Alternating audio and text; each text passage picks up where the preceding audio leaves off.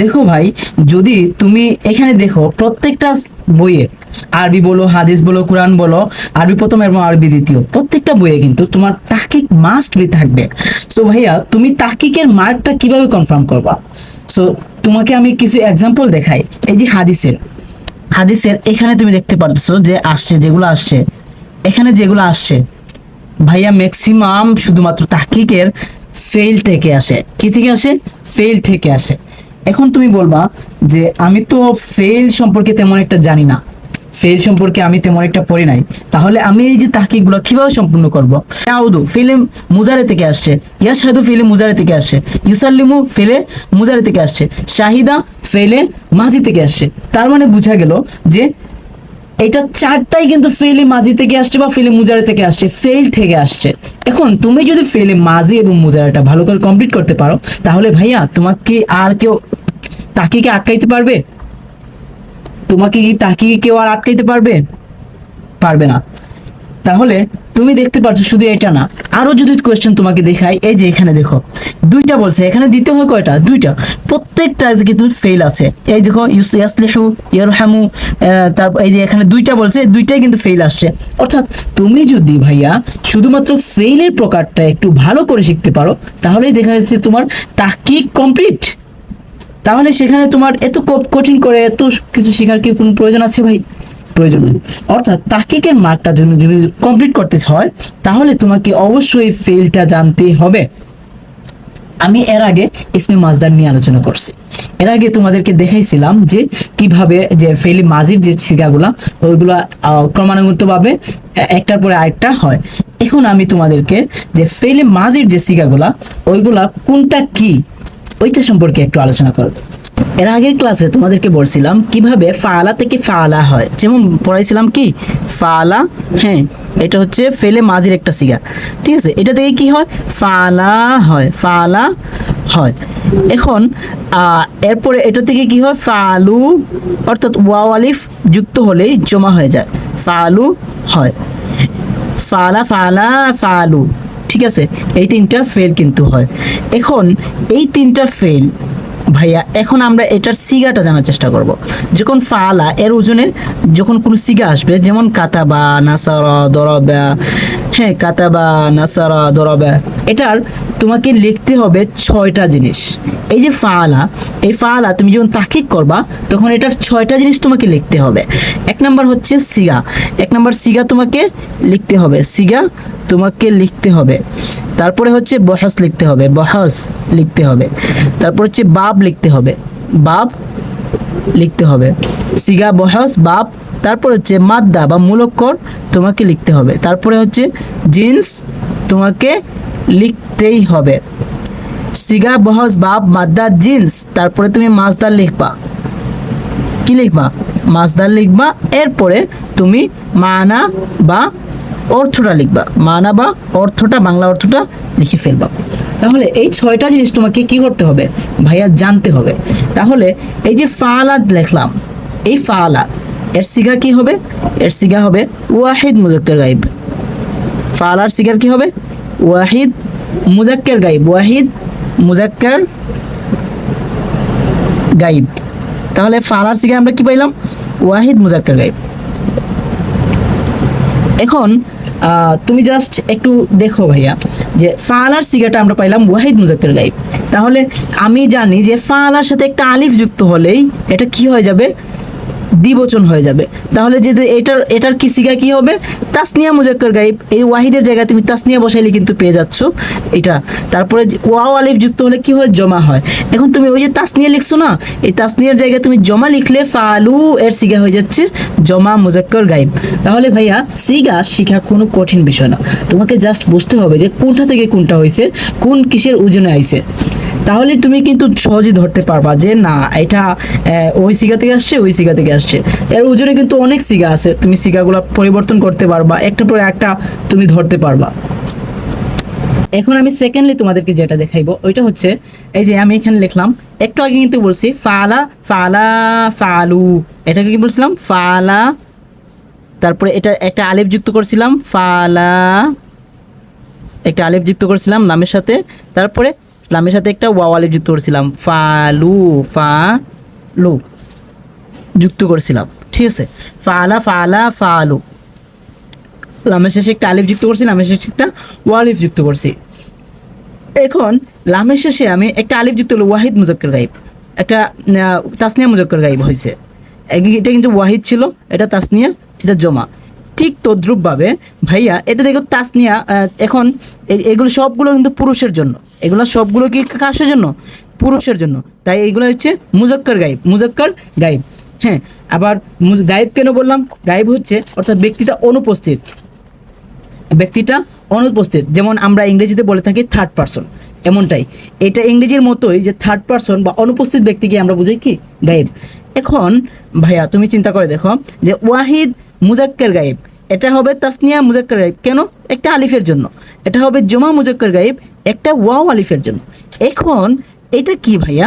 ফাআলাত, এটা তো আমরা বুঝলাম ফাআলাত। এখন এই যে তিনটা দেখতে পারছো, এই তিনটা হবে মুয়ান্নাসের জন্য, অর্থাৎ এটা কার জন্য হবে? মহিলাদের জন্য। কোন মহিলা? যারা অনুপস্থিত, অর্থাৎ থার্ড পারসন মহিলাদের জন্য।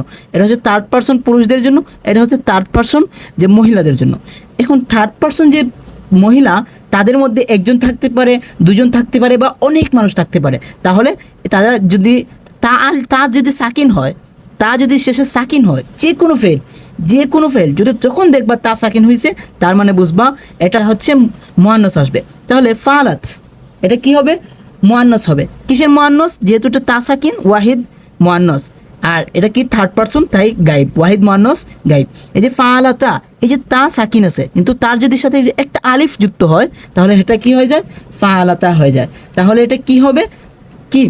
তাসনিয়া। ফাআলাতা কি হবে? তাসনিয়া, অর্থাৎ দ্বিবচন, মুয়ান্নাস গাইব, তাসনিয়া মুয়ান্নাস গাইব, থার্ড পারসন অনুপস্থিত যে মহিলাটা, অর্থাৎ তাসনিয়া মুয়ান্নাস গাইব। তারপরে ফাআলনা, এটা কি হবে?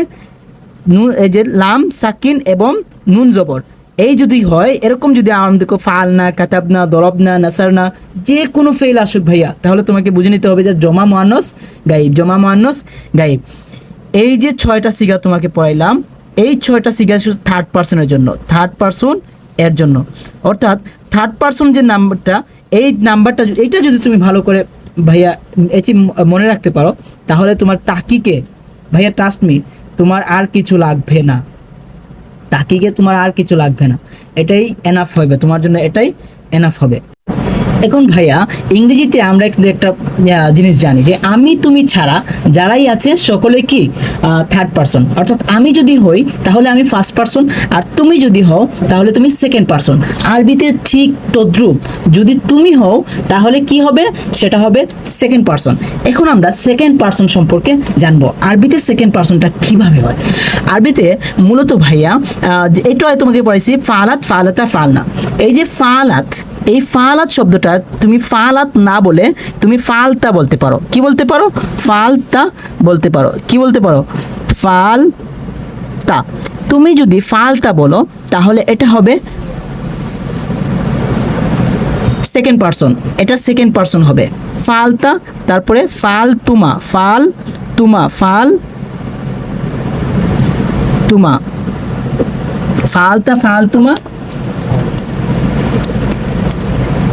ফালতুম, ফালতা, ফালতুমা, ফালতুম, ফালতা, ফালতুমা, ফালতুম। তাহলে ভাইয়া তুমি দেখতে পারলা যে এই তিনটা সিগা ফালতা, ফালতুমা, ফালতুম। তাহলে এটাকে আমি লিখতে পারি ওয়াহিদ, এটা তাসনিয়া,